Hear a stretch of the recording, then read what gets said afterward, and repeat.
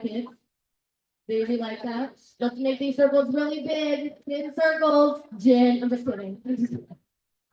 Get in circles, spread out. And it's also really good for a little attendance as well. This is called the name game. If you played this 3 years with us, you know how to play it. But if not, I'm going to talk you through it. So listening ears on for my students. You're going to jump in the middle of the circle. Where's Amaya? Where's Amaya? There you are, Amaya. You are going to jump in the middle of the circle, do a little ditty, say your name. Go. You got it. Just do anything. Oh yeah, oh yeah. And this is gonna jump out of the circle. Now everybody in the circle but Amaya jumps in and goes, Amaya, and they say her name. And they have to do it as well.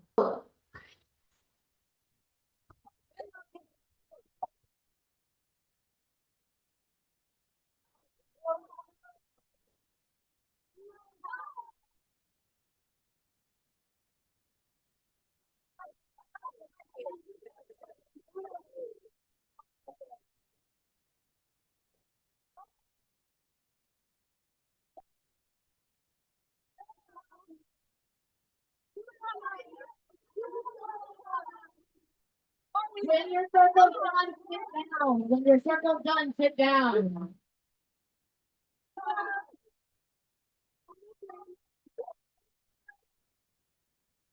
When your circle's done, sit down. Everybody's like,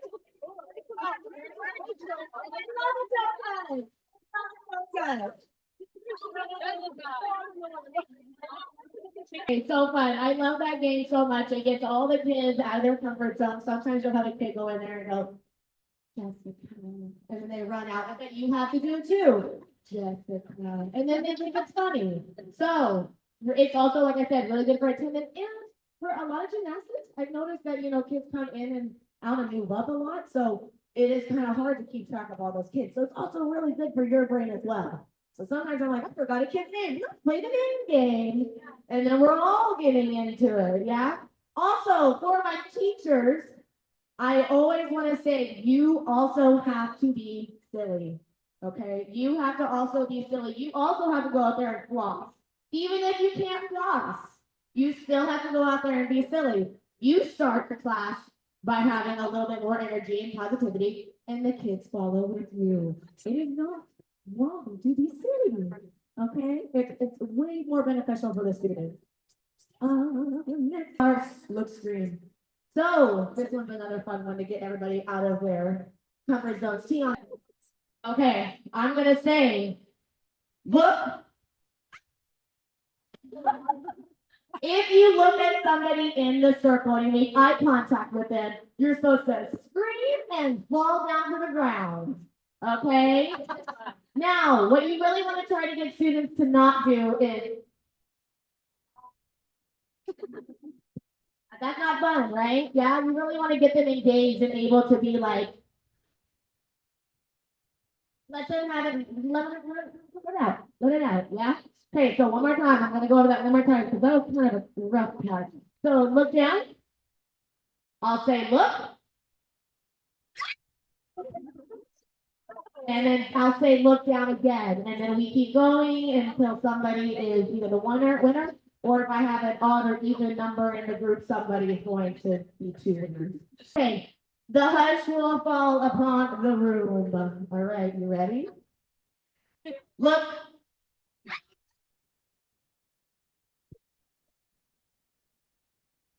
Look down, fill in the gaps, fill in the gaps. If you have people out, fill in the gaps. Too closer in, too closer in. That was really good, by the way. Good first run.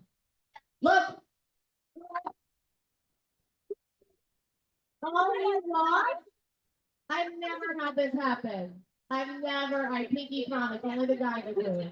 All right. And I see two winners over here. You want to hear good friend. This one's killing it. Look. Look down, look down. Hey, zoom in, fill those holes. Jessica's still strong. Look. And down. That is really good for kids to also get their diaphragm, vocals out because, and talk a little bit louder.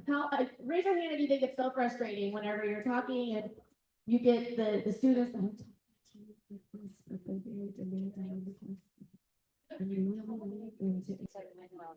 Okay, this game is called Zip Zap Zop. Yep. Everybody say zip, zap, zop. Everybody make this motion with your hands. Look at my and Jules. Go. Boom. Shoot it at somebody like a firecracker or like a lightning bolt. And you clap your hands like that. Now, what you're gonna do is this is not a winning game. There's nobody wins in this game. Yeah, we don't do winners in this game or out. So it's just a lot more fun. Okay. So what you're gonna do is you're going to zip somebody like Jules. She just zipped Amaya. Amaya will zap me, and I will zop you. And then we go back to zip, and you'll zip somebody else. Yeah, in your circle. Okay. 30 seconds, and I have something else with it.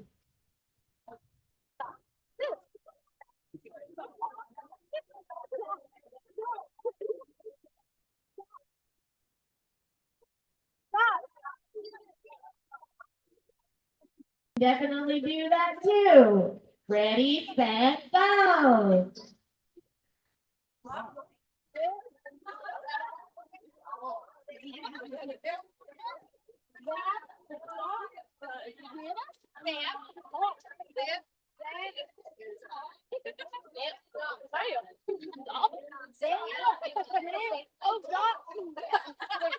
All right, hold.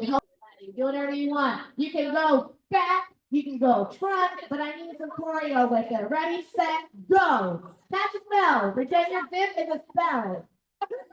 Amazing, Jules. I love it. Beautiful. Stacey, that was great, Stacey. Come on, just come in.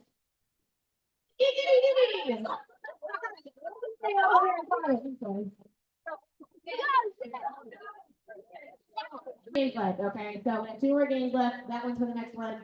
Don't worry, don't worry. This next game is going to be one word emotion. I just started playing this for my class, and my kids love it, okay? They really, really enjoy it. And then we really want them to channel in on keeping that story going, okay? So what's going to happen is you're in your circle. You are going to whisper and a one word and one emotion. For example, I'm going to whisper to Jules.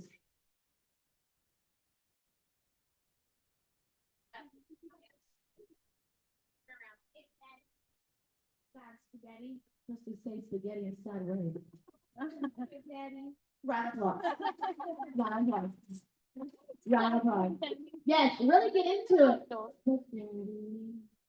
Or I had a student do supercalifragilisticexpialidocious in a sassy way. Supercalifragilisticexpialidocious. Yeah, and they channel in on it. Don't also my older kids, obviously little kids are gonna think, sad, happy, mad, all the basic ones. Try to reach out. Think of it being like a sassy way or a crying way or a laughing way. Yeah. So go ahead. One word, one emotion in your circle. Somebody start. Go.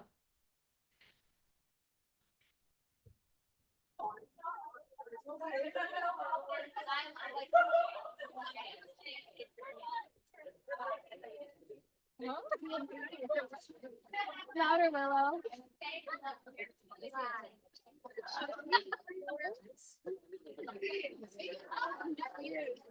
That was my guess too.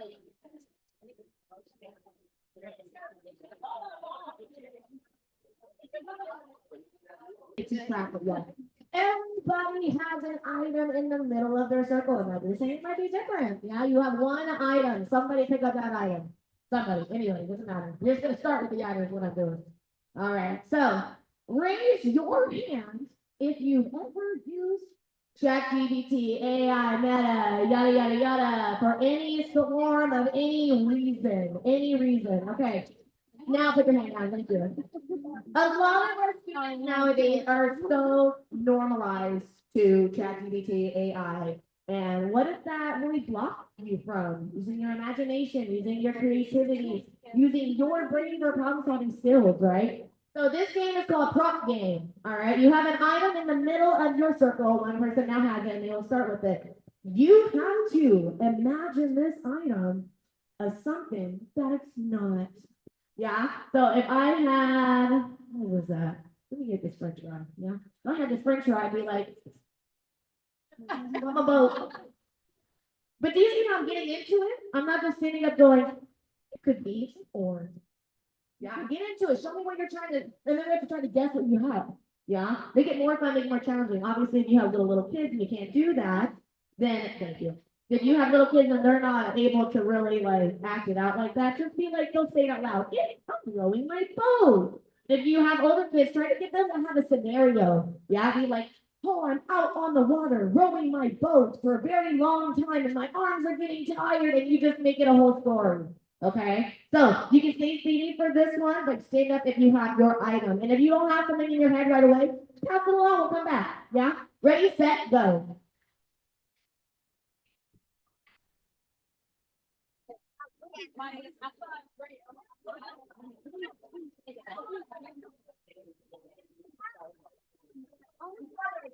Yep, there you go.